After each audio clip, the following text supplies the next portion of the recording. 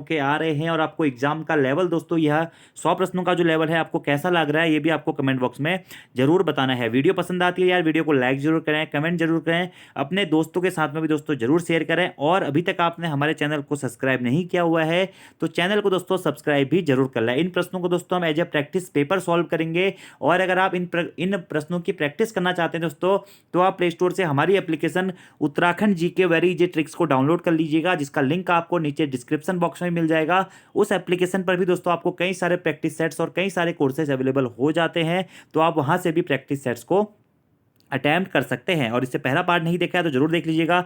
हमारे चैनल पर कई सारे दोस्तों पोस्टमार्टम क्लासेज हैं, करंट अफेयर की सीरीज है, हिंदी और उत्तराखंड की डिटेल में वीडियोज हैं, ऑल इंडिया करंट अफेयर्स है, तो वो वीडियोज स्पेशली मैं आपके एग्जाम्स के पॉइंट ऑफ व्यू से ही बना रहा हूं, तो आप उनको भी जरूर देखते हुए चलिए चलिए शुरू करते हैं दोस्तों आज की इस वीडियो को। तो आज का हमारा पहला प्रश्न है, मानसरोवर रचना किसके द्वारा लिखित है? तो मानसरोवर दोस्तों जो ये रचना है यह किसके द्वारा लिखित है दोस्तों? यह प्रेमचंद के द्वारा लिखित है। क्या? मानसरोवर नामक रचना। ठीक है। अब प्रेमचंद की दोस्तों कुछ रचनाएं काफी प्रसिद्ध हैं। कौन कौन सी ऐसी रचनाएं हैं दोस्तों? जैसे कि सेवा सदन हो गया, प्रेमाश्रम हो गया, मानसरोवर हो गया दोस्तों, रंगभूमि हो गया, निर्मला हो गया, गबन हो गया, कर्मभूमि हो गया, गोदान हो गया। यह प्रमुख दोस्तों रचनाएं हैं किसकी? प्रेमचंद के द्वारा जो लिखित हैं। और इनका जन्म हुआ था 31 जुलाई 1880 को वाराणसी के लम्ही नामक स्थान पर। यह प्रश्न भी एग्जाम में पूछा जा चुका है। तो मानसरोवर रचना किसके द्वारा लिखित है? प्रेमचंद के द्वारा दोस्तों यह रचित है। अगला प्रश्न है, बांग्ला किस भाषा के अंतर्गत आती है? तो बांग्ला दोस्तों जो आपका बोली है यह किस भाषा के अंतर्गत आती है? तो यह आती है दोस्तों किसके अंतर्गत? मागधी या मगधी भाषा के अंतर्गत दोस्तों आती है। क्या? बांग्ला। ठीक है। वही दोस्तों अगर आपसे हिंदी पूछा जाता है कि वो हिंदी किस भाषा के अंतर्गत आती है या हिंदी का विकास जो होता है किस के या किससे होता है? तो सौरसेनी अपभ्रंश से दोस्तों आपका क्या है? हिंदी का विकास होता है। ठीक है। तो हिंदी का विकास किससे होता है? सौरसेनी या हिंदी क्या होती है? सौरसेनी के अंतर्गत आती है। जबकि मागधी या मगधी के अंतर्गत क्या आता है? बांग्ला आती है। आपको यह याद रखना है। और जो ये मगही या मागधी भाषा है यह भारत के मध्य पूर्व वाले भागों में बोली जाती है। और इसका संबंध दोस्तों भोजपुरी हो गया, मैथिली हो गया, बांग्ला हो गया, इससे हमारा क्या होता है? मागधी का संबंध माना जाता है। ठीक है। और कुमाऊनी और गढ़वाली जो दोस्तों हमारी बोली है इसकी उत्पत्ति भी सौरसेनी अपभ्रंश से ही मानी जाती है। कहीं कहीं आपको खस अपभ्रंश भी दोस्तों देखने को मिलेगा। ठीक है। तो बांग्ला किस भाषा के अंतर्गत आती है? तो मागधी भाषा के अंतर्गत दोस्तों हमारी क्या आती है? बांग्ला आती है। अगला प्रश्न है, निम्नलिखित में से शुद्ध शब्द कौन सा है? जरूरत, तत्कालिक, अधीन या फिर पीताम्बर। तो इसमें से दोस्तों शुद्ध शब्द है आपका क्या? जरूरत। ठीक है। क्योंकि तत्कालिक नहीं होता है, तात्कालिक होता है, तात्कालिक होता है। ठीक है। अधीन नहीं होता है, अधीन होता है। ठीक है। पीताम्बर में छोटी पी की ए की मात्रा नहीं आती, बड़ी ई की मात्रा आती है, पीताम्बर। ठीक है। क्या? पीताम्बर। तो कौन सा शुद्ध शब्द है? ऑप्शन नंबर ए आपका शुद्ध शब्द है। अगला प्रश्न है, अत्याचार में कौन सी संधि है? ठीक है। तो अत्याचार अगर आप इसका संधि विच्छेद करेंगे तो इसका संधि विच्छेद होता है दोस्तों अति धन आचार। अति धन आचार। अगर आपको पता है दोस्तों ई उ या री के बाद में कोई भी भिन्न स्वर आता है तो ई का यो बन जाता है, उ का वो बन जाता है, और री का दोस्तों क्या होता है? रॉ बन जाता है। तो यहां पर हमारी कौन सी संधि है दोस्तों? यण संधि होगी। कौन सी संधि होगी? यण संधि होगी दोस्तों यहाँ पे। ठीक है। ई उ के बाद में कोई भी भिन्न स्वर आता है। और एक और दोस्तों यण संधि का हमारा लॉजिक है, यो व रो लो के पहले जब भी आधे वर्ण आते हैं, देखिए यो के पहले आधा तो आ रहा है तो यहाँ पे हमारी क्या हो जाएगी? यण संधि हो जाएगी। और हिंदी के लिए दोस्तों मैं आपको बता रहा हूँ, हिंदी की पोस्टमार्टम क्लासेज आप देख लीजिएगा। जैसे प्रेमचंद वाला क्वेश्चन है, इससे पहले मागही भाषा या वाला जो प्रश्न आया, या ये जो प्रश्न आया संधि विच्छेद वाला, यह सभी प्रश्न मैं आपको पोस्टमार्टम क्लासेज में दोस्तों डिटेल्स से बता चुका हूं बहुत बार। तो आप उन वीडियोज को देखिए, जरूर आपका फायदा होगा। अगला हमारा प्रश्न है दोस्तों कि मूलतः शब्द के कितने भेद होते हैं? बहुत कॉम्प्लिकेटेड दोस्तों यह प्रश्न है, एग्जाम में कई बार पूछा गया है तथा अलग अलग स्टेट बोर्ड्स में इसके दोस्तों हमारे अलग अलग आंसर हमें देखने को मिलते हैं। अब शब्दों के भेद से संबंधित प्रश्न अलग अलग होते हैं, लेकिन यहाँ पर आपका जो प्रश्न है कि मूलतः शब्दों के कितने भेद होते हैं, तो इसका राइट आंसर हो जाएगा दोस्तों कि मूलतः शब्दों के दो भेद होते हैं। मूलतः पूछा गया। ठीक है। एक होते हैं सार्थक शब्द जिनका अर्थ निकलता है, और दूसरे होते हैं दोस्तों क्या? निरर्थक शब्द। आपको यह याद रखना है। अब शब्दों के भेद में दोस्तों अलग अलग प्रकार के प्रश्न बनते हैं। पहले तो शब्द क्या होता है? तो वर्ण या ध्वनि के समूह को जिसका कोई ना कोई दोस्तों अर्थ होता है उसे हम क्या कहते हैं? शब्द कहते हैं। ठीक है। अब एक प्रश्न आता है कि व्युत्पत्ति के आधार पर शब्द कितने प्रकार के होते हैं? तो व्युत्पत्ति के आधार पर दोस्तों शब्द तीन प्रकार के होते हैं रूढ़ शब्द, यौगिक शब्द और योगरूढ़ शब्द। तो यह प्रश्न पूछा गया है कि व्युत्पत्ति के आधार पर शब्द कितने प्रकार के होते हैं? तीन प्रकार के होते हैं। ठीक है। ऐसे पूछा जाता है कि उत्पत्ति के आधार पर शब्द कितने प्रकार के होते हैं? तो उत्पत्ति के आधार पर दोस्तों शब्द 5 प्रकार के होते हैं। यह बहुत कंफ्यूजिंग वाला प्रश्न है। उत्पत्ति के आधार पर शब्द कितने प्रकार के होते हैं? 5 प्रकार के होते हैं। तत्सम, तद्भव, देशज, विदेशज और संकर शब्द, आपको यह याद रखना है तीनों। ठीक है, अगले प्रश्न की बात करते हैं दोस्तों कि बहाव शब्द में कौन सा प्रत्यय है? ठीक है, आओ, हाउ, आई, आओ। तो बहुत सा सरल सा प्रश्न है दोस्तों। बहाव शब्द में आपका कौन सा प्रत्यय है? यह है दोस्तों आओ प्रत्यय है। ठीक है, प्रत्यय जो वे शब्दांश जो शब्द के अंत में लगकर उसके रूप में परिवर्तन करते हैं या उसके अर्थ में परिवर्तन करते हैं दोस्तों, तो वो हमारे क्या होते हैं? प्रत्यय कहलाते हैं। ठीक है, उपसर्ग क्या होता है? वह शब्दांश होता है जो शब्द के पूर्व में लगकर उसके अर्थ में परिवर्तन करता है या फिर नए शब्दों का निर्माण करता है। आपको दोस्तों यह याद रखना है। ठीक है,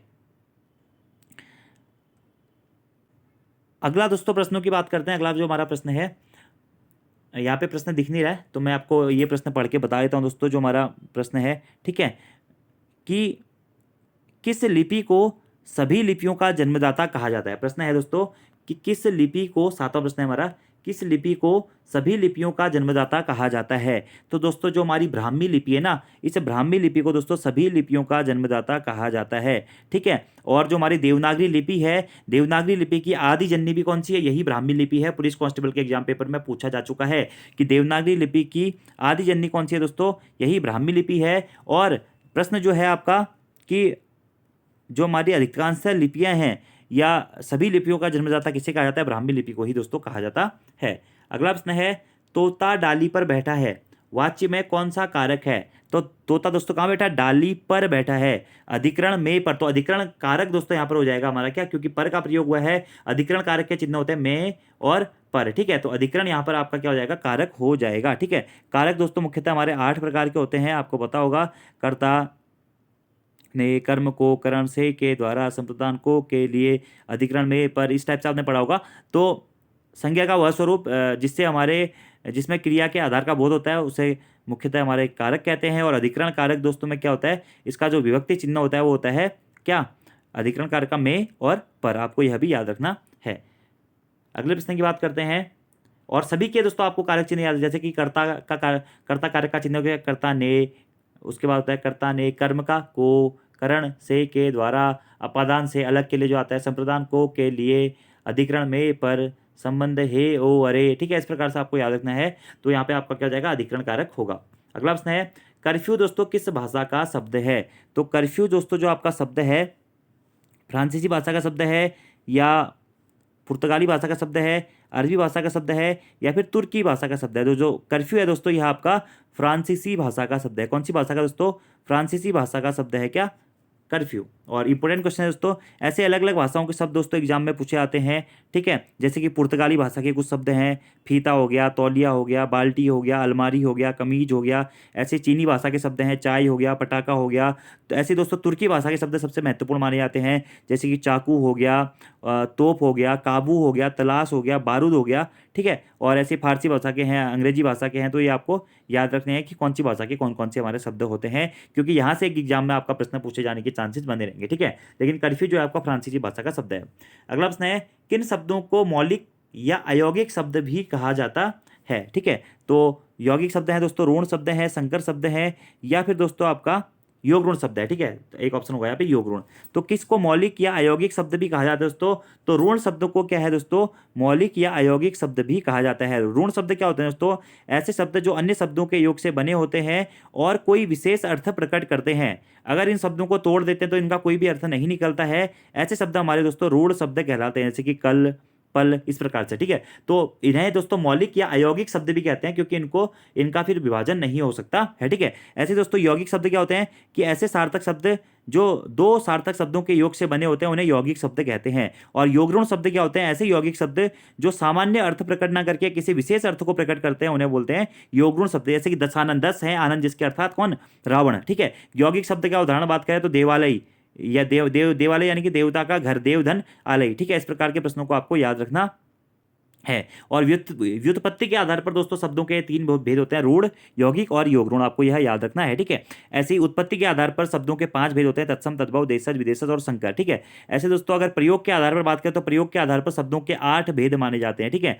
ऐसी बात करें कि शब्दों के विकार की दृष्टि से कितने भेद माने जाते हैं, तो विकार की दृष्टि से शब्दों के 2 भेद माने जाते हैं, विकारी शब्द और अविकारी शब्द। अर्थ की दृष्टि से दोस्तों शब्दों के 2 भेद माने जाते हैं, सार्थक शब्द और निरर्थक शब्द। ये सभी चीजें दोस्तों आपको याद रखनी है, ठीक है। अगले प्रश्न की बात करते हैं, निम्नलिखित में से पद के भेद नहीं है, संज्ञा, अव्यय, क्रिया विशेषण या फिर सर्वनाम। तो कौन सा दोस्तों इसमें से आपका पद का भेद नहीं होता है, तो क्रिया विशेषण दोस्तों आपका इसमें से क्या है, पद का भेद नहीं होता है। जबकि संज्ञा, अव्यय और सर्वनाम क्या होता है दोस्तों, यह क्या होते हैं, हमारे पद के भेद होते हैं। किसके भेद होते हैं, पद के भेद होते हैं। मैंने आपको दोस्तों अभी थोड़ी देर पहले ही बताया था कि प्रयोग के आधार पर क्या होते हैं, शब्दों के 8 भेद होते हैं। और शब्द को जब किसी वाक्य में प्रयोग किया जाता है तो उसे दोस्तों क्या, पद कहा जाता है, आपको यह भी पता होगा, ठीक है। और हिंदी व्याकरण में दोस्तों पद को मुख्यतः 5 भागों में विभाजित किया गया। जो ये पद है दोस्तों, पद को 5 भागों में विभाजित किया जाता है। 5 भाग कौन कौन से हैं, संज्ञा, सर्वनाम, क्रिया, अव्यय और विशेषण। संज्ञा भी है, अव्यय भी है, सर्वनाम भी है, चौथा हो गया दोस्तों क्रिया, और पांचवा होगा दोस्तों क्या, विशेषण। तो यहाँ पे क्रिया विशेषण दोनों दिया गया है, तो यह हमारा भेद नहीं है, याद रखना है। अगला प्रश्न है, विवाद शब्द का विलोम शब्द क्या होगा, ठीक है। तो विवाद शब्द का विलोम दोस्तों आपका होता है क्या, निर्विवाद। क्या होता है, निर्विवाद होता है। अगला प्रश्न है, समुद्र का पर्यायवाची शब्द दोस्तों इसमें से क्या नहीं है, निर्निधि, अवधि, अर्णव या फिर नीरधर, ठीक है। तो समुद्र का पर्यायवाची दोस्तों इसमें से क्या होता है, नीरधर नहीं होता है। बाकी अन्य सभी दोस्तों आपके समुद्र के पर्यायवाची शब्द हैं, जैसे कि नीरनिधि भी है, अवधि भी है, अर्णव भी है। इसी के साथ साथ दोस्तों सागर हो गया, जलधि हो गया, सिंधु हो गया, रत्नाकर हो गया, पयोधि हो गया, नदीस हो गया, निरधि हो गया, वारिधि हो गया। यह सभी आपके दोस्तों क्या होते हैं, समुद्र के पर्यायवाची शब्द होते हैं। जबकि नीरधर दोस्तों समुद्र का पर्यायवाची शब्द नहीं है।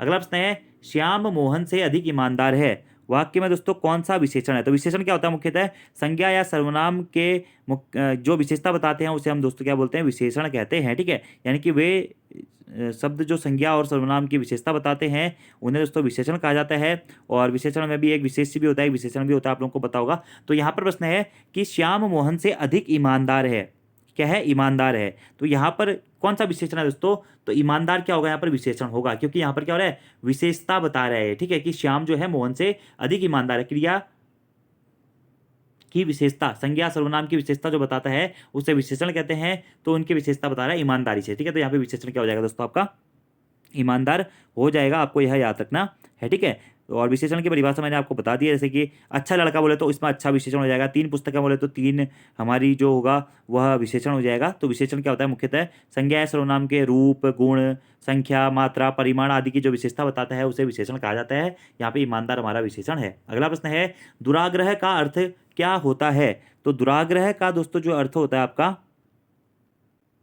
वह होता है क्या, अनुचित बात करने के लिए हट। अनुचित बात करने के लिए जो हट होता है दोस्तों, इसका यही होता है क्या, दुराचार का अर्थ, आपको यह याद रखना है, ठीक है। अगले प्रश्न की बात करते हैं दोस्तों,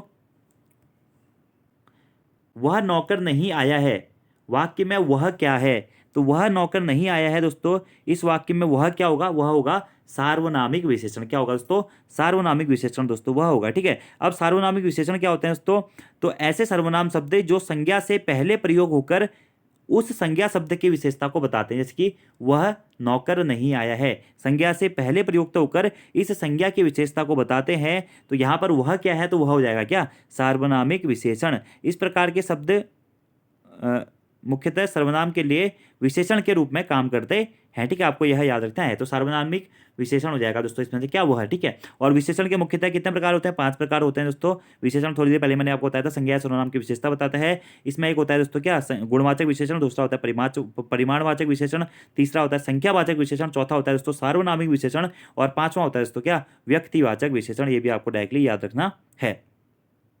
अगले प्रश्न की दोस्तों बात करते हैं, शायद शाम को वर्षा हो जाए मैं वाक्य का कौन सा भेद है। इच्छावाचक, संकेतवाचक, संदेहवाचक या फिर विधानवाचक, ठीक है। तो शायद शाम को वर्षा हो जाए, यहाँ पे दोस्तों क्या आ रहा है, शायद आ रहा है, तो यहाँ पे क्या हो जाएगा हमारा संदेहवाचक, हमारा क्या हो जाएगा, वाक्य का यह भेद हो जाएगा। दोस्तों देखिए, अर्थ के आधार पर वाक्य के 8 भेद होते हैं, आपको याद रखना है, एग्जाम में बहुत बार प्रश्न पूछा गया है कि अर्थ के आधार पर वाक्य के कितने भेद होते हैं। तो अर्थ के आधार पर दोस्तों वाक्य के हमारे 8 भेद होते हैं। कौन कौन से होते हैं, विधानवाचक वाक्य, निषेधवाचक वाक्य, प्रश्नवाचक वाक्य, विस्मयादिवाचक वाक्य, आज्ञावाचक वाक्य, इच्छावाचक वाक्य, संदेहवाचक वाक्य और संकेतवाचक वाक्य, ठीक है। और जिन वाक्यों में कार्य के होने में संदेह अथवा संभावना का बोध होता है, वहां पे हमारा क्या होता है, संदेहवाचक वाक्य होते हैं, जैसे कि इसमें बताया गया है, ठीक है। ऐसे दोस्तों अगर प्रश्न आपसे पूछाता है कि रचना के आधार पर हमारे वाक्य कितने प्रकार के होते हैं, तो रचना के आधार पर वाक्य मुख्यतः 3 प्रकार के होते हैं, सरल वाक्य, संयुक्त वाक्य और मिश्र वाक्य। ये दोस्तों वाक्यों से एक प्रश्न आपके एग्जाम में पक्का पूछा जाएगा, पटवारी लेखपाल में, आप इसको अच्छी तरीके से पढ़ लीजिएगा, ठीक है। तो संदेहवाचक यहाँ पे अपना राइट आंसर हो जाएगा। अगला प्रश्न है, जैसा तुम्हें सही लगे वैसा करो, मैं कौन सा वाक्य है। तो जैसा तुम्हें सही लगो वैसा करो, इसमें कौन सा वाक्य होगा दोस्तों आपका, इसमें होगा आपका मिश्र वाक्य, ठीक है। जैसा तुम्हें सही लगे वैसा करो। आप रचना की दृष्टि से हमारे वाक्य के 3 प्रकार होते हैं, मिश्र वाक्य, संयुक्त वाक्य और सरल वाक्य, ये भी आपको याद रखना है। मिश्र वाक्य क्या होते हैं, ऐसे वाक्य दोस्तों जिसमें सरल वाक्य के साथ साथ ही कोई दूसरा उपवाक्य भी शामिल होता है, उन वाक्यों को मिश्र वाक्य कहा जाता है। और मिश्र वाक्यों का निर्माण एक से अधिक साधारण वाक्यों को मिलाकर दोस्तों होता है, ठीक है। इसमें एक प्रधान वाक्य होता है और दूसरा दोस्तों आश्रित वाक्य होता है, आपको यह भी याद रखना है, ठीक है। तो यहाँ पे क्या हो जाएगा, मिश्र वाक्य हो जाएगा, ठीक है। अगला प्रश्न है, अधोरेखन चिन्ह का उदाहरण है, ठीक है होगा यहाँ पे कि अधोरेखन चिन्ह का उदाहरण इसमें से दोस्तों कौन सा है। तो अधोरेखन जो चिन्ह है इसका दोस्तों जो उदाहरण होगा यहाँ पे वो जाएगा ऑप्शन नंबर बी, ठीक है। ये वाला आपका क्या होता है, अधोरेखन चिन्ह होता है, ठीक है, आपको यह याद रखना है। अगले प्रश्न की दोस्तों बात करते हैं, सही अर्थ वाला शब्द युग्म निम्न में से कौन सा है, ठीक है। जो हमारा सही शब्द युग्म को दर्शा रहा है, आकर, आकार, आकर का अर्थ होता है खान और आकार का होता है आकृति। कुल और कुल, कुल का अर्थ होता है वंश, कुल का अर्थ होता है शीतल। निर्झर, निर्जर और निर्झर, इसका होता है शून्य, निर्जर शून्य, निर्झर झरना। और ये होगा दोस्तों आपका नर और सर, यानी कि बाण और भला आदमी, ठीक है। तो यहाँ पर प्रश्न आपसे पूछा गया कि सही अर्थ वाला शब्द युग्म आपका कौन सा होगा। तो ऑप्शन नंबर ए दोस्तों आपका यहाँ पे सही अर्थ वाला शब्द युग्म होगा। आकर का अर्थ होता है खान और आकार का अर्थ होता है क्या दोस्तों, आकृति, आपको यह याद रखना है। तो हिंदी के दोस्तों ये आपके 20 क्वेश्चन थे, तो हिंदी को मैंने आपको डिटेल्स में भी बता दिया है। अब उत्तराखंड की बात करते हैं। उत्तराखंड में मैं आपको सीधे दोस्तों आंसर्स बताते हुए चलूंगा, क्योंकि फिर हमारी वीडियो बहुत लंबी हो जाएगी, 17 मिनट की ऑलरेडी हो चुकी है। तो सीधे आंसर्स में आपको बताऊंगा, हिंदी में मैंने डिटेल से एक्सप्रेस कर दिया है। और ये सभी उत्तराखंड के प्रश्न मैं आपको पहले भी बता चुका हूं, इसलिए मैं जल्दी जल्दी आपको आंसर बताते हुए चलूंगा। पहला हमारा प्रश्न है उत्तराखंड का, यानी कि 21वां प्रश्न है, राज्य कृषि एवं अनुसंधान केंद्र किस जनपद में दोस्तों स्थित है। तो राज्य कृषि एवं अनुसंधान केंद्र दोस्तों हमारा चंपावत जनपद में स्थित है। कौन से जनपद में, चंपावत जनपद में स्थित है। अगला हमारा प्रश्न है, कुमाऊं के दक्षिणी छोर में किस जनजाति का आधिपत्य है, ठीक है। तो कुमाऊं के दक्षिणी छोर में दोस्तों कौन सी जनजाति का आधिपत्य है, तो बोक्सा जनजाति का दोस्तों आधिपत्य है, ठीक है। अब कुमाऊं में बात करें दोस्तों, तो कुमाऊं का जो दक्षिण वाला भाग हम कह सकते हैं, तो ये देखिए हमारा कुमाऊं, ये हमारा उत्तराखंड का मैप है, तो ये हो जाएगा उत्तर, ये हो जाएगा दक्षिण। दक्षिण यानी कि उधमसिंह नगर जनपद और चंपावत जनपद के आसपास का क्षेत्र, तो यहाँ पर कौन सी बोक्सा जनजाति रहती है, ठीक है। वहीं अगर आपसे पूछा है कुमाऊं या उत्तराखंड कह सकते हैं आप दोस्तों इसे, ठीक है। वहीं आपसे पूछा जाए कि जो हमारा पूर्वी भाग है उसमें कौन सी जनजाति का आधिपत्य है, तो दोस्तों हमारा भोटिया जनजाति का आधिपत्य है। कौन से, पूर्वी भाग में। जो हमारा पश्चिमी भाग है, यहाँ पर कौन सी जनजाति का आधिपत्य है, तो पश्चिमी जनजाति में दोस्तों हमारा कौन सा, जौनसारी जनजाति का आधिपत्य है, ठीक है। और वहीं उत्तरी भाग में कौन सी जनजाति का आधिपत्य है, तो उत्तरी भाग में भी दोस्तों हमारा क्या, भोटिया और जौनसारी सबका मिक्सअप है, ठीक है। और वहीं जो हमारा पूर्वी भाग है, पूर्वी भाग में भोटियाओं के साथ साथ ही राजी जनजाति का हमारा आधिपत्य माना जाता है। तो प्रश्न है, कुमाऊं के दक्षिणी छोर में किस जनजाति का आधिपत्य है, तो बोक्सा जनजाति का दोस्तों आधिपत्य है। अगला प्रश्न है, निम्नलिखित में से सम्मिलित नहीं है। डॉक्टर पीताम्बर दत्त बर्थवाल, यह कलाकार हैं। सुंदरलाल बहुगुणा पर्यावरणविद हैं। गौरा देवी चिपको आंदोलन से संबंधित है। और इंद्रमणि बडौनी दोस्तों उत्तराखंड क्रांति दल से संबंधित है, यानी कि इसमें संबंध आपका बताया गया कि कौन किससे संबंधित है, ठीक है। तो दोस्तों देखिए, डॉक्टर पीताम्बर दत्त बर्थवाल यह कलाकार नहीं है, यह साहित्य के क्षेत्र से संबंधित दोस्तों, ठीक है। डॉक्टर पीताम्बर दत्त बर्थवाल हिंदी साहित्य अकादमी के बारे में आपने पढ़ा होगा, यह एक लेखक भी थे, एक साहित्यकार भी थे, तो यह क्या है, साहित्यकार हैं, ठीक है। तो ऑप्शन नंबर ए आपका सुमेलित नहीं होगा। जबकि सुंदरलाल बहुगुणा दोस्तों पर्यावरणविद हैं, सही है। गौरा देवी चिपको आंदोलन से संबंधित है, बिल्कुल सही है, चिपको वुमेन नाम से जाना जाता है। और इंद्रमणि बडौनी दोस्तों जिन्हें उत्तराखंड का गांधी कहा जाता है, यह उत्तराखंड क्रांति दल से संबंधित हैं। अगला प्रश्न है राज्य का प्रथम विधि विश्वविद्यालय किस स्थान पर बनने जा रहा है? तो राज्य का प्रथम विधि विश्वविद्यालय दोस्तों हमारा डोईवाला देहरादून जनपद में बनने जा रहा है। याद रखना है, राज्य का प्रथम विधि विश्वविद्यालय किस स्थान पर होगा? डोईवाला देहरादून में होगा। ठीक है, अगले प्रश्न की बात करते हैं दोस्तों। राज्य के किस जिले को धूम्रपान मुक्त जिला घोषित किया गया है? ठीक है, तो राज्य का दोस्तों वह जिला है कौन सा? टिहरी गढ़वाल जिला दोस्तों, जिसे हमारा धूम्रपान मुक्त जिला घोषित किया गया। कौन सा? टिहरी गढ़वाल जनपद दोस्तों हमारा होगा। ठीक है, ऑप्शन में दिख नहीं रहा लेकिन इसका आंसर होगा टिहरी गढ़वाल। अगला प्रश्न है उत्तराखंड कौशल विकास मिशन की शुरुआत दोस्तों कब से हुई है? तो उत्तराखंड कौशल विकास मिशन की शुरुआत हुई दोस्तों नवंबर 2017 से। कब? नवंबर 2017 से। अगला प्रश्न है राज्य बजट का कितना प्रतिशत महिला एवं बाल विकास पर व्यय करने का प्रावधान है? तो राज्य के बजट का दोस्तों टोटल 30% जो है वह महिला एवं बाल विकास पर व्यय करने का प्रावधान है। अगला प्रश्न है राज्य में इगास पर्व किस त्योहार को कहा जाता है? ठीक है, तो राज्य में दोस्तों इगास जो हमारा पर्व है यह दीपावली के त्योहार को इगास पर्व के नाम से भी जाना जाता है। यह दीपावली के 11 दिन के बाद में दोस्तों यह हमारा इगास पर्व मनाया जाता है। इसे बग्वाल या इगास भी दोस्तों दिवाली को कहा जाता है। इस त्योहार में बहला खेल खेला जाता है और थारू जनजाति दोस्तों जो हमारी दीपावली होती है इसे शोक पर्व के रूप में दोस्तों मनाती है। आपको यह याद रखना है। ठीक है, तो इगास पर्व या त्योहार किसको कहा है? दीपावली को दोस्तों इगास कहता है। और दीपावली के बाद में मुख्यतः जो दिवाली होती है उसके 11वें दिन के बाद जो हमारा छोटी दिवाली होती है उसे भी दोस्तों इगास पर्व के नाम से जाना जाता है। ठीक है, और जो हमारा रक्षाबंधन है दोस्तों, रक्षाबंधन को जनियो पुनियो त्योहार के नाम से जाना जाता है। क्या? जनियो पुनियो त्योहार के नाम से इसे जाना जाता है, आपको याद रखना है। अगले प्रश्न की बात करते हैं दोस्तों। टांड कर या तान कर किससे वसूल किया जाता है? तो टांड कर या तान कर दोस्तों बुनकरों से वसूल किया जाता है। किससे? बुनकरों पर लगाई जाने वाला कर था दोस्तों चंद काल में और गोरखा काल में क्या? टांड कर और तान कर। अगला प्रश्न है दोस्तों गढ़वाल क्षेत्र में सुख समृद्धि की कामना हेतु कौन सा नृत्य किया जाता है? ठीक है, तो गढ़वाल क्षेत्र में दोस्तों सुख समृद्धि की कामना हेतु मुख्यतः दोस्तों हमारा कौन सा? बगड़वाल नृत्य किया जाता है। कौन सा नृत्य किया जाता है दोस्तों? बगड़वाल नृत्य किया जाता है। ठीक है, और एक बार प्रश्न दोस्तों यहाँ से पूछा जा चुका है कि मुख्यतः जो हमारा बगड़वाल नृत्य है यह कौन सी घाटी का नृत्य है? तो नीति घाटी का प्रमुखता यह दोस्तों नृत्य है और रुद्रप्रयाग जनपद के साथ साथ चमोली जनपद में भी इसका जो यह नृत्य किया जाता है। अगला प्रश्न है और छोलिया जो है वह कुमाऊं का है।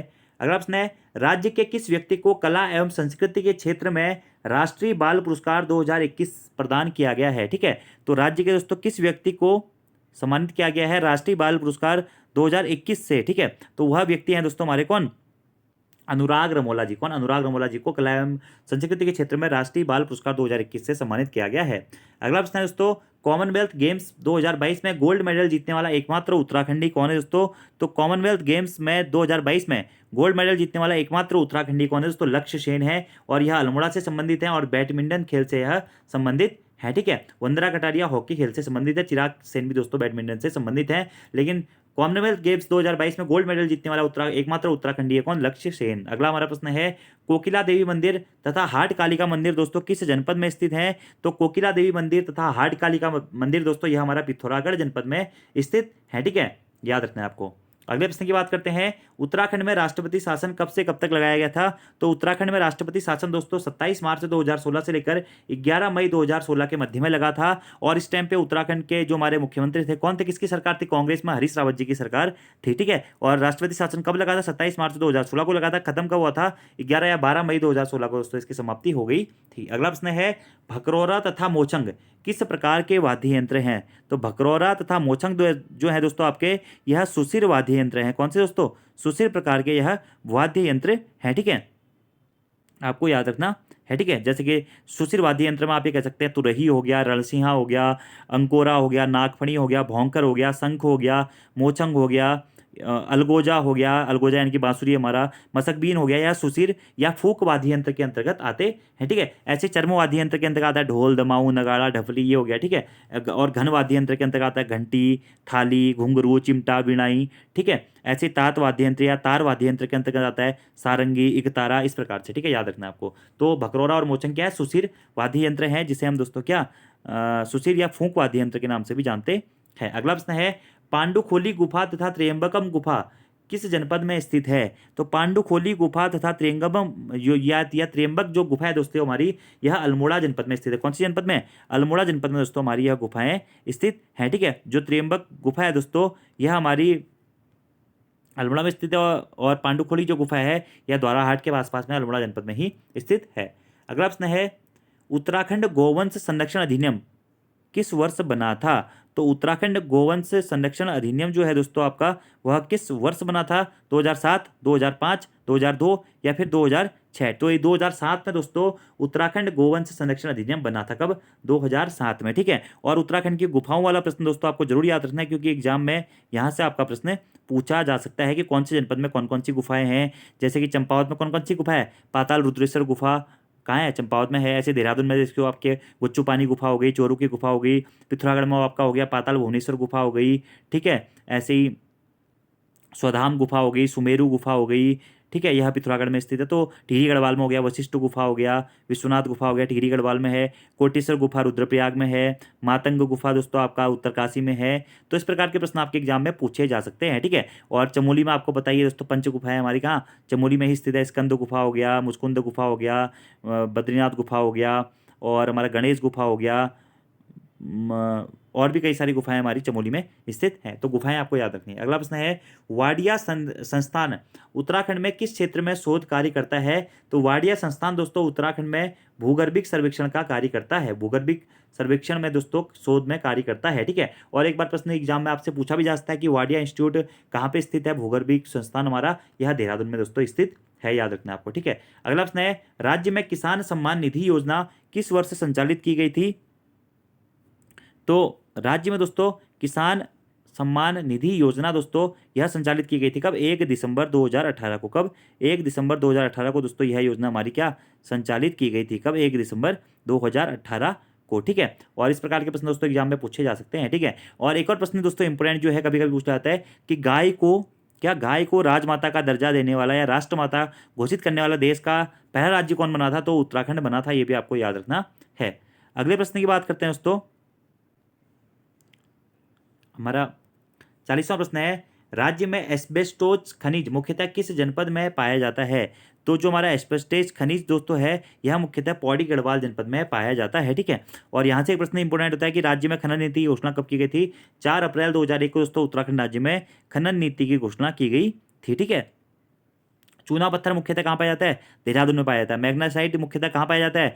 तो हमारा झिरौली वाला जो क्षेत्र है और चंडाक वाला क्षेत्र है, यानी कि अल्मोड़ा और पिथौरागढ़ में मुख्यतः मैग्नेसाइट पाया जाता है। संगमरमर मुख्यतः कहाँ? देहरादून में अधिकतर पाया जाता है, ठीक है। खड़िया चौक दोस्तों ये भी देहरादून में अधिकतर पाई जाती है। फास्फोरस दोस्तों टिहरी जनपद में सर्वाधिक पाया जाता है। डोलोमाइट भी दोस्तों देहरादून, टिहरी और पिथौरागढ़ में पाया जाता है। ऐसे गंधक भी दोस्तों आपका देहरादून में मुख्यतः अधिकांश क्षेत्रों में पाया जाता है। चमोली में भी दोस्तों आपका गंधक पाया जाता है। तो इस प्रकार के प्रश्न एग्जाम में पूछे जाते हैं, जैसे कि चांदी उत्तराखंड में अल्मोड़ा जनपद में पाई जाती है। तो आपको यह प्रश्न भी याद रखना है, खनन वाला लेसन आप पढ़ लीजिएगा, ठीक है। अगला प्रश्न है, विष्णुप्रयाग में किन 2 नदियों का संगम होता है? तो विष्णुप्रयाग दोस्तों पंचप्रयागों में पहले प्रयाग के रूप में जाना जाता है, जहां पे अलकनंदा और पश्चिमी धौलीगंगा नदी का दोस्तों क्या होता है? संगम होता है, ठीक है, याद रखना आपको, ठीक है। अगला प्रश्न है, मुलिंगला दर्रा किसके मध्य में स्थित है? ठीक है। तो दोस्तों जो आपका मुलिंगला दर्रा है यह किसके मध्य में स्थित है? मुलिंगला हो गया, थांगला हो गया, सांगचोकला हो गया, नेलंग हो गया, यह सभी दर्रे दोस्तों उत्तरकाशी और तिब्बत के मध्य में स्थित हैं। मुलिंगला, थांगला, सांगचोकला, नेलंगला ये दर्रे कहाँ है? पिथौरागढ़ सॉरी उत्तरकाशी और तिब्बत के मध्य में स्थित है। ऐसे चमोली और तिब्बत के मध्य में होते हैं हमारे कौन से दोस्तों? नीति हो गया, किंगरी बिंगरी हो गया, डुंगरीला हो गया, बालचा हो गया, लमलंग हो गया, घाटरलिया हो गया, कोई दर्रा हो गया, भ्यूंडार दर्रा हो गया, यह चमोली और तिब्बत के मध्य में स्थित है। ऐसे ही दोस्तों पिथौरागढ़ में बात करें, पिथौरागढ़ और तिब्बत के मध्य में तो लिपुलेख दर्रा हो गया, गुंजी दर्रा हो गया, मानसिया हो गया, लंपिया धुरा हो गया, देवी धुरा हो गया, लेवी धुरा हो गया, नवी धुरा हो गया, यह सभी दर्रे आपके कहाँ? पिथौरागढ़ तिब्बत के मध्य में स्थित है। तो दर्रों के ऊपर मैं स्पेशली वीडियो बना चुका हूँ, तो आप उसको भी जरूर देख लीजिएगा, ठीक है। अगला प्रश्न है, उत्तराखंड की द्वितीय राजभाषा कौन सी है दोस्तों? तो उत्तराखंड की हमारी जो द्वितीय राजभाषा है वो कौन सी है? संस्कृत है, ठीक है। संस्कृत को उत्तराखंड राज्य की द्वितीय राजभाषा कब घोषित किया गया था? 2010 में दोस्तों घोषित किया गया था। और प्रथम राजभाषा कौन सी है दोस्तों? हिंदी है, आपको यह याद रखना है। अगला प्रश्न है दोस्तों, राज्य में 38वां राष्ट्रीय खेल कब प्रस्तावित है? ठीक है। तो राज्य में दोस्तों जो आपका 38वां राष्ट्रीय खेल है यह 2022 में क्या था? प्रस्तावित था, ठीक है। लेकिन अब ये दोस्तों हुआ नहीं 2022 में, तो आप इस प्रश्न को कैंसिल कर दीजिएगा, ठीक है। इसकी जगह पे दोस्तों मैं आपसे एक प्रश्न पूछता हूं जिसका आंसर आपको कमेंट बॉक्स में दोस्तों देना है, ठीक है, कि उत्तराखंड राज्य के हाईकोर्ट यानी कि उत्तराखंड उच्च न्यायालय के मुख्य न्यायाधीश वर्तमान में कौन है? ठीक है, उत्तराखंड उच्च न्यायालय के मुख्य न्यायाधीश वर्तमान में कौन है? इसका आंसर आपको कमेंट बॉक्स में देना है। अगले प्रश्न की बात करते हैं, राज्य के किस व्यक्ति को दोस्तों गढ़ केसरी कहा जाता है? तो गढ़ केसरी दोस्तों किसे कहा जाता है? अनुसुईया प्रसाद बहुगुणा जी को कहा जाता है, आप सभी लोगों को पता है। ठीक है, अगला प्रश्न है, हिमालय दर्शन सेवा का संबंध किससे है दोस्तों? तो हिमालय दर्शन सेवा का संबंध है दोस्तों किससे? हेलीपैड से। किससे है? हेलीपैड से है। अगला प्रश्न है, ऋषिकेश कर्णप्रयाग तक रेल संचालन परियोजना का लक्ष्य कब तक रखा गया है? तो ऋषिकेश कर्णप्रयाग तक दोस्तों रेल संचालन परियोजना का लक्ष्य दोस्तों 2024-25 तक रखा गया। कब तक? 2024-25 तक। ठीक है, अगले प्रश्न की बात करते हैं, निम्नलिखित में से कौन सा सुमेलित नहीं है? जवाहरलाल नेहरू शहरी नवीनीकरण मिशन किस वर्ष प्रारंभ हुआ था? 2013 में। चतर सिंह चौहान का संबंध है, यह जौनसारी कलाकार हैं। व्यास ऋषि मेला कहाँ लगता है? देहरादून में।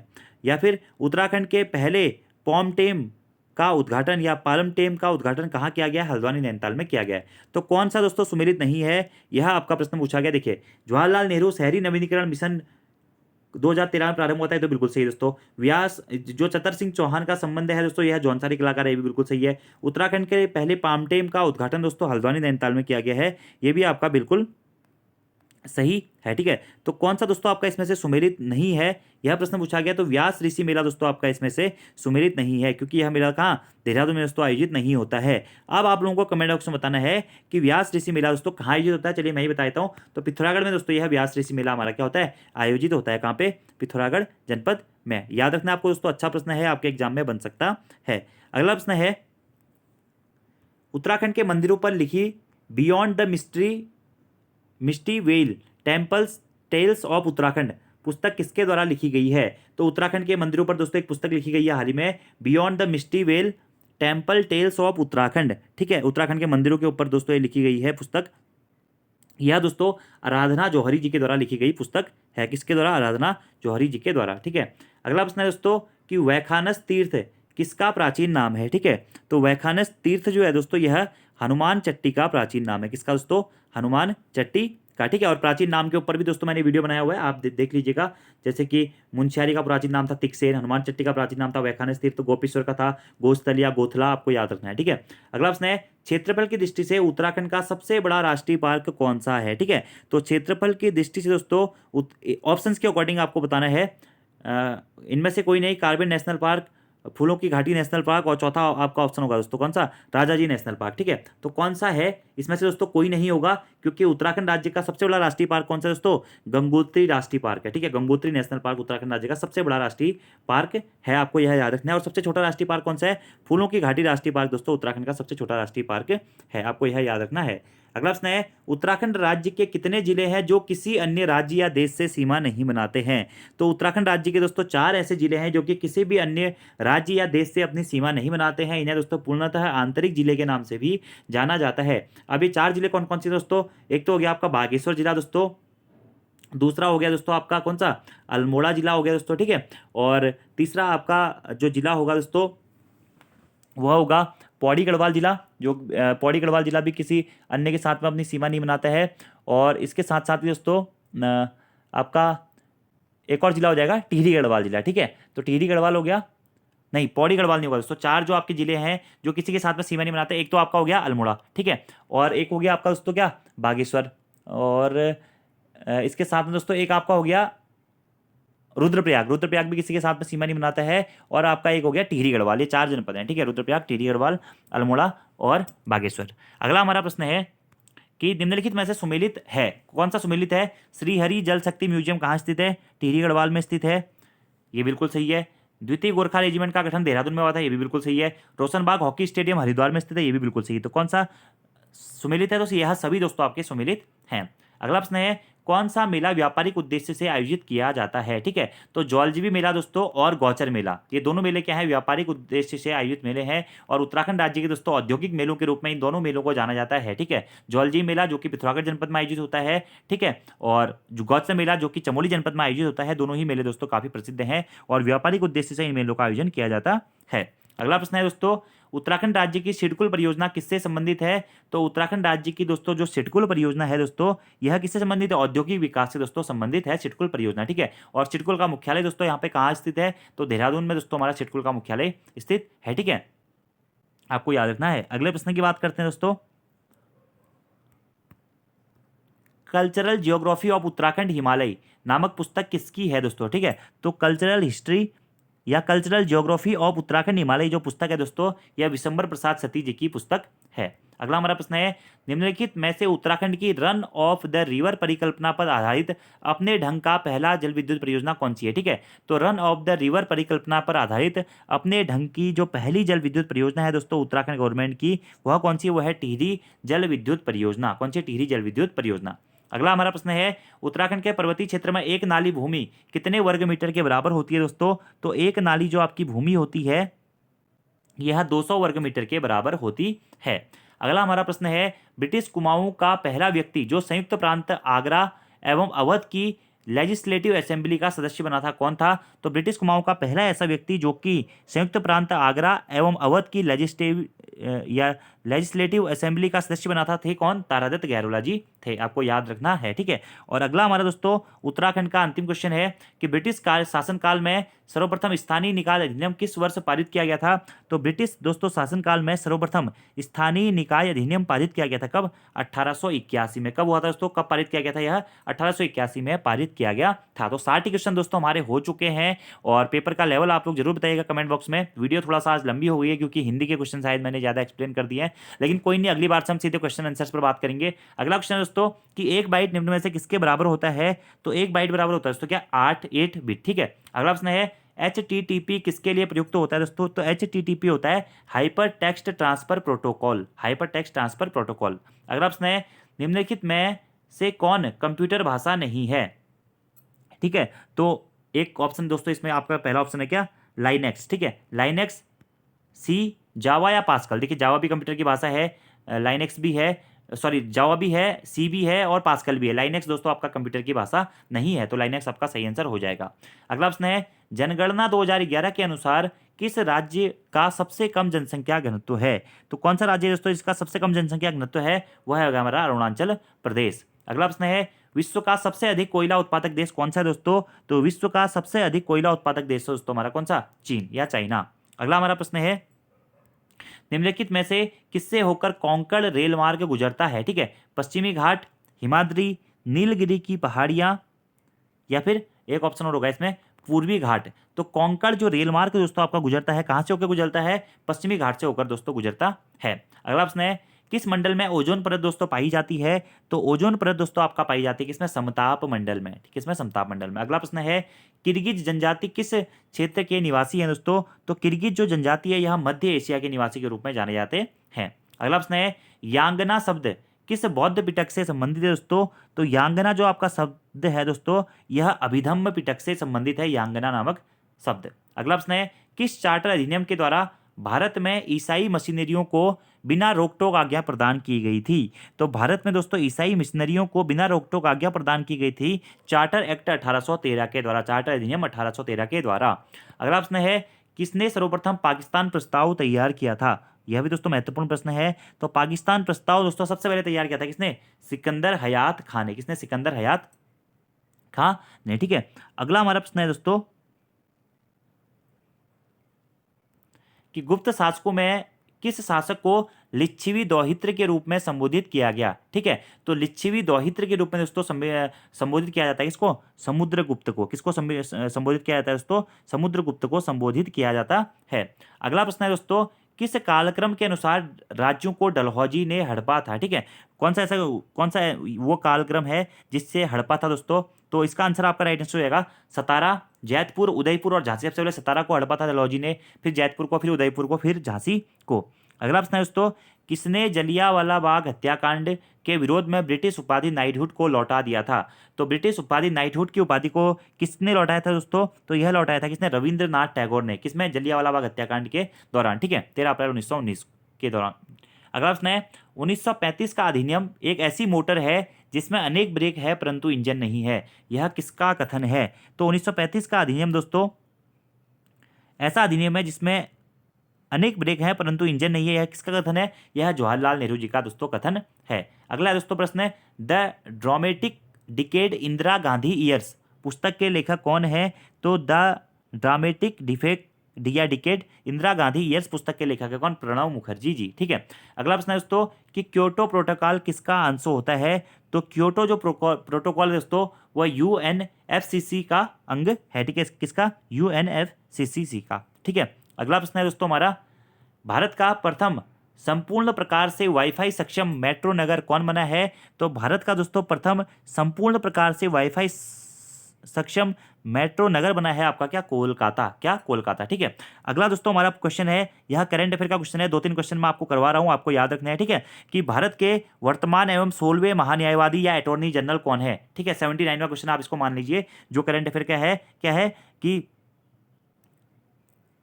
भारत के वर्तमान अटॉर्नी जनरल या महान्यायवादी कौन है दोस्तों? तो वह है कौन? आर वेंकट रमणी। ठीक है, आर वेंकट रमणी है। ठीक है, अगला आपका दोस्तों करंट अफेयर का क्वेश्चन है कि ऑनलाइन सरकारी टैक्सी सेवा शुरू करने वाला भारत का पहला राज्य कौन सा है? तो ऑनलाइन सरकारी टैक्सी सेवा शुरू करने वाला भारत का पहला राज्य बन गया दोस्तों कौन सा? केरल राज्य। कौन सा राज्य है दोस्तों? केरल राज्य। ठीक है, अगला हमारा प्रश्न है दोस्तों, भारत का पहला पवन और सौर हाइब्रिड प्लांट कहाँ शुरू किया गया है? तो भारत का पहला पवन और सौर हाइब्रिड प्लांट जो है दोस्तों वह राजस्थान के जैसलमेर में शुरू किया गया है। कहाँ पे? राजस्थान के जैसलमेर में। ठीक है, अगला प्रश्न है दोस्तों हमारा कि नीति आयोग के नए उपाध्यक्ष वर्तमान में कौन है, या नीति आयोग के उपाध्यक्ष वर्तमान में कौन है? तो सुमन के बेरी जी। सुमन के बेरी जी दोस्तों नीति आयोग के वर्तमान में हमारे क्या हैं? नए उपाध्यक्ष हैं। ठीक है, अगला हमारा प्रश्न है दोस्तों करंट अफेयर का कि भारत का मुख्य आर्थिक सलाहकार किसे नियुक्त किया गया है? तो भारत का मुख्य आर्थिक सलाहकार दोस्तों आपका अनंत नागेश्वरण जी को नियुक्त किया गया। किसे? अनंत नागेश्वरण जी को। ठीक है, अगला हमारा प्रश्न है दोस्तों कि दूसरे खेलो इंडिया यूनिवर्सिटी गेम्स 2021 का आयोजन कहाँ किया गया था? तो दूसरे खेलो इंडिया यूनिवर्सिटी गेम्स 2021 का आयोजन दोस्तों कर्नाटक में किया गया था। कहाँ पे? कर्नाटक में किया गया था। अगला हमारा प्रश्न है दोस्तों कि भारत की पहली पेपरलेस अदालत की स्थापना कहाँ की गई है? तो भारत की पहली पेपरलेस अदालत की स्थापना दोस्तों कहाँ की गई है? केरल में की गई है। कहाँ पे की गई दोस्तों? केरल में की गई है। ठीक है, अगला दोस्तों हमारा प्रश्न है कि विश्व प्रेस स्वतंत्रता सूचकांक 2022 में भारत की कौन सी रैंक है? तो विश्व प्रेस स्वतंत्रता सूचकांक 2022 में दोस्तों भारत की रैंक है कौन सी? 150वीं। कौन सी रैंक है भारत की? 150वीं दोस्तों भारत की इसमें रैंक है। अगला हमारा प्रश्न है दोस्तों कि G20 शिखर सम्मेलन, ये भी करंट अफेयर का क्वेश्चन है, G20 शिखर सम्मेलन 2022 का आयोजन कहाँ किया गया था? तो बाली इंडोनेशिया में दोस्तों G20 शिखर सम्मेलन 2022 का आयोजन दोस्तों किया गया था। यह करंट अफेयर के मैंने आपको 7 से 8 क्वेश्चन दोस्तों करवा दिए हैं, क्योंकि इस टेस्ट में करंट अफेयर को आपको ज्यादा देखने को नहीं मिलेगी, 2-3 क्वेश्चन थे, तो बाकी मैंने आपको यहाँ पे करवा दिए। ठीक है, अगला प्रश्न है किस पंचवर्षीय योजना का लक्ष्य समावेशी विकास है? ठीक है, तो समावेशी विकास दोस्तों कौन सी पंचवर्षीय योजना का लक्ष्य था? यह था 11वीं पंचवर्षीय योजना का लक्ष्य। ठीक है, अगला प्रश्न है किस वर्ष राष्ट्रीय खाद्य सुरक्षा मिशन दोस्तों प्रारंभ किया गया था? तो राष्ट्रीय खाद्य सुरक्षा मिशन को दोस्तों 2007-8 में प्रारंभ किया गया था। अगला प्रश्न है वह दर जिसमें बैंकों द्वारा आरबीआई को उधार दिया जाता है क्या कहलाती है? तो वह दर दोस्तों जिसमें बैंकों के द्वारा आरबीआई को उधार दिया जाता है वह कहलाती है रिवर्स रेपो दर। कौन सी दर कहलाती है दोस्तों? रिवर्स रेपो दर कहलाती है। अगला हमारा दोस्तों प्रश्न है निम्नलिखित में सुमेलित नहीं है। खेतड़ी तांबा के लिए प्रसिद्ध है, बैलाडीला लोहा इसके लिए प्रसिद्ध है, मकराना चांदी के लिए प्रसिद्ध है, कोलार सोना के लिए प्रसिद्ध है। तो कौन सा इसमें से दोस्तों सुमेलित नहीं है, यह आपसे पूछा गया है। तो देखिए दोस्तों खेतड़ी जो है वह तांबे के लिए प्रसिद्ध है, बैलाडीला लोहा इसके लिए प्रसिद्ध है, और कोलार जो है सोने के लिए प्रसिद्ध है। तो बाकी मकराना चांदी के लिए प्रसिद्ध नहीं है। तो ऑप्शन नंबर सी आपका दोस्तों सुमेलित नहीं होगा। अगला प्रश्न है निम्नलिखित में से कौन सी उष्ण महासागरीय धारा नहीं है? तो उष्ण महासागरीय धारा दोस्तों देखिए पूर्वी ऑस्ट्रेलिया धारा भी है, ब्राजील धारा भी है, उत्तरी प्रशांत धारा भी है। पश्चिमी ऑस्ट्रेलिया धारा जो है यह उष्ण महासागरीय धारा नहीं है। अगला हमारा प्रश्न है दोस्तों, आपको प्रश्न दिख नहीं रहा होगा, मैं दिखाता हूँ, बता देता हूँ। 84वां प्रश्न है कि नियमों का वह समूह जिसके द्वारा डाटा कम्युनिकेशन होता है। नियमों का वह समूह क्या कहलाता है जिसके द्वारा दोस्तों क्या होता है? डाटा कम्युनिकेशन होता है। ठीक है, तो वह समूह क्या कहलाता है दोस्तों? आपका प्रोटोकॉल कहलाता है। ठीक है, तो नियमों का वह समूह जिसके द्वारा डाटा कम्युनिकेशन होता है प्रोटोकॉल कहलाता है। अगला प्रश्न है विश्व का सर्वाधिक यूरेनियम भंडार किस देश के पास में दोस्तों? तो विश्व में सर्वाधिक यूरेनियम जो भंडार है दोस्तों वह ऑस्ट्रेलिया देश के पास में है।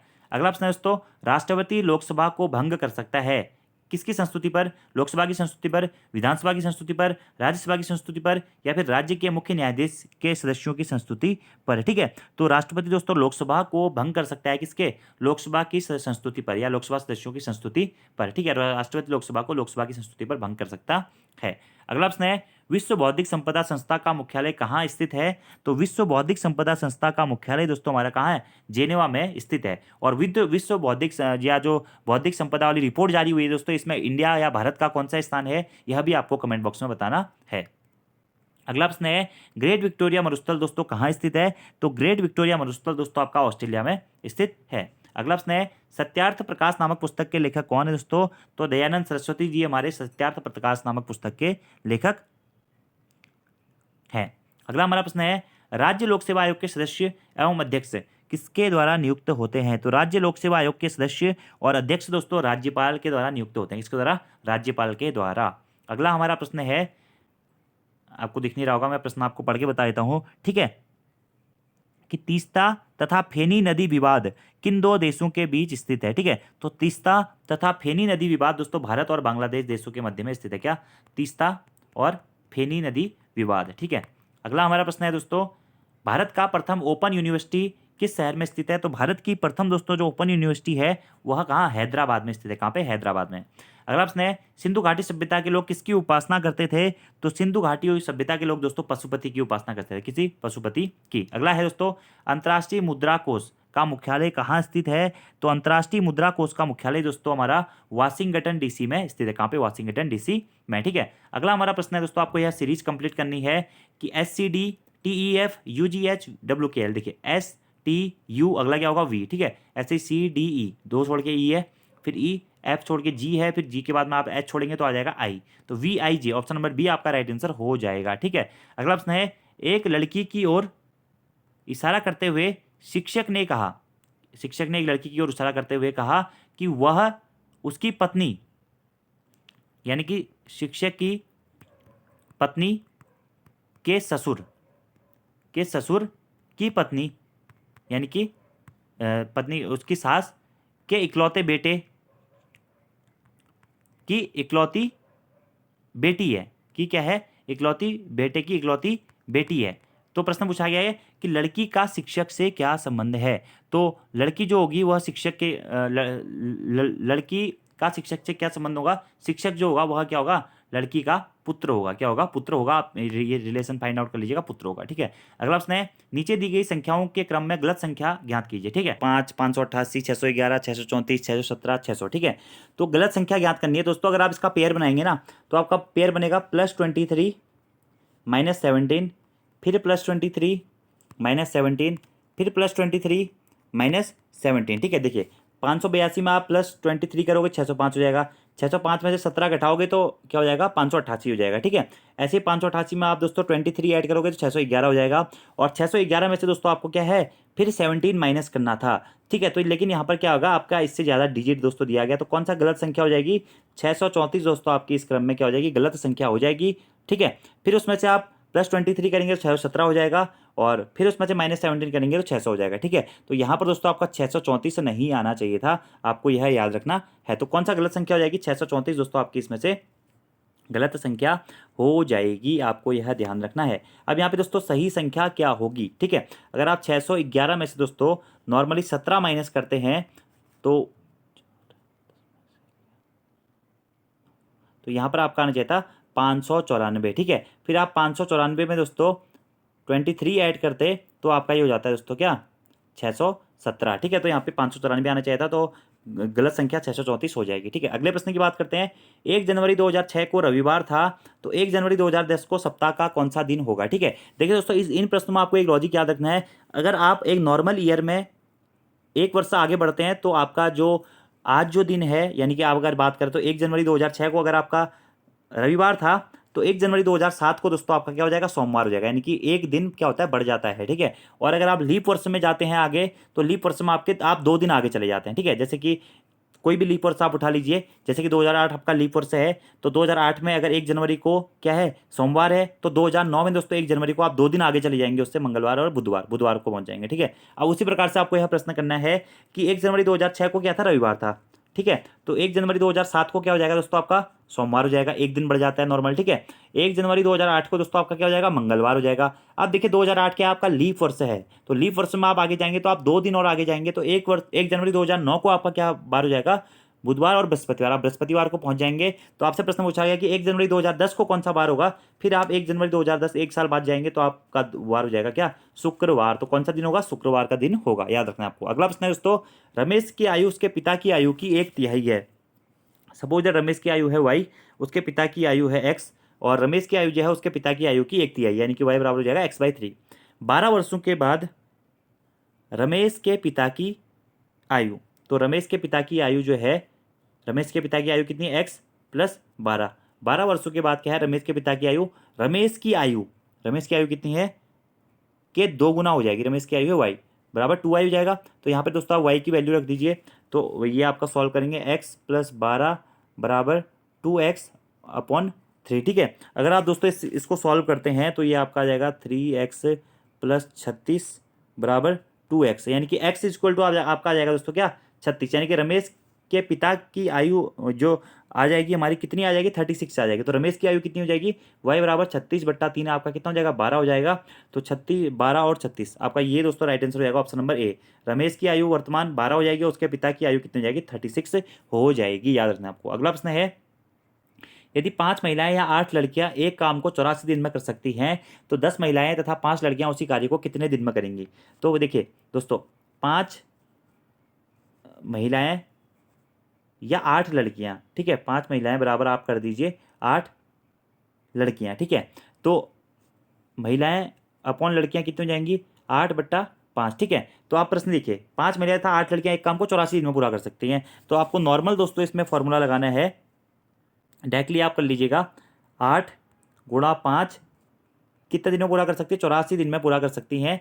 तो 8 × 5 × 84 बराबर कितना हो जाएगा, 10 महिलाएं तथा 5 लड़कियां उसी काम को कितने दिन में पूरा करेंगी, आपसे यह पूछा गया है। तो 8 × 5 × 84 बराबर हो जाएगा 10 महिलाएं, तो एक महिला कितना 8 कर दिए, प्लस 5 लड़कियां 5 × 5 गुणा आप कर दीजिएगा क्या, x, उसी काम को, ठीक है। तो अगर आप इसको सॉल्व करके x की वैल्यू निकालेंगे तो x की वैल्यू आ जाएगी आपकी क्या, 32 दिन, ठीक है। तो 32 आपका इसका राइट आंसर आएगा। नॉर्मल आपको ये मल्टीप्लाई करना है, मैं आपको फिर से बताता हूँ, 8 × 5 × 84 बराबर 10 × 8 धन 5 × 5 इंटू में x, ठीक है। उसी कार्य हमने मान लिया x, ठीक है। इसी कार्य को 84 दिन में ये पूरा कर दी, 5 महिलाएं तथा